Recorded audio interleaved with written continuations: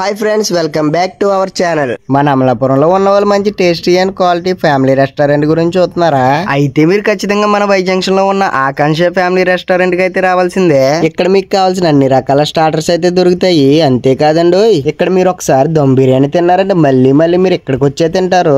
వీళ్ళ లైవ్ లో ప్రిపేర్ చేసే మటన్ బిర్యానీ చూసారు కదా, ఎక్కడా కూడా టేస్టింగ్ సాల్ట్ గానీ ఫుడ్ కలర్ గానీ కలపకుండా వాళ్ళు ఓన్ గా తయారు చేసుకున్న మసాలాలతోనే చేశారు. అలా మొత్తిగానే వచ్చిన స్మెల్ కే నాకు సగం కడుపు నిండిపోయింది.